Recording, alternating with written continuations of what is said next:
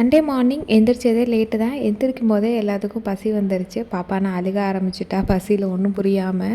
குயிக்காக ஏதாச்சும் breakfast பண்ணிக்கலான்னு Chinese noodles இருந்துச்சு. அதை ஒரு சைடு வேக வச்சுட்டு கூடவே வெஜிடபிள்ஸ் முட்டையெல்லாம் போட்டு பண்ணாதான் கொஞ்சம் நல்லா இருக்கும்னு கேரட்டு, பீன்ஸுக்கு அப்புறம் முட்டைக்கோஸ் இருந்தது.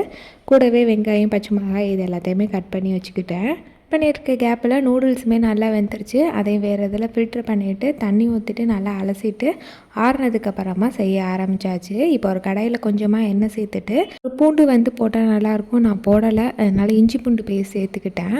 வெங்காயம், இஞ்சி பூண்டு பேஸ்ட்டு, அதுக்கப்புறம் கட் பண்ணி வச்சுருக்க வெஜிடபிள்ஸ் எல்லாமே ஓரளவுக்கு நல்லா வதங்கினதுக்கப்புறமா 2 முட்டையை உடச்சி ஊற்றிட்டு அதையுமே நல்லா வதக்கிக்கலாம். இந்த நூடுல்ஸில் சாஸ் எதுவுமே தேவையில்லை. அதிலே ஒரு பொடி கொடுத்துருந்தாங்க, அதுவே கரெக்டாக இருந்துச்சு. உப்பு மட்டும் போட வேணான்னு சொல்லி இன்ஸ்ட்ரக்ஷனில் இருந்தனால உப்பு போடாமல் இந்த பொடியை மட்டும் போட்டு சூப்பராக அந்த நூடுல்ஸை ரெடி பண்ணியாச்சு. இல்லை பிரேக்ஃபாஸ்ட் லேட் ஆனாலும் சூப்பராக பிரேக்ஃபாஸ்ட் சாப்பிட்டு முடிச்சாச்சு.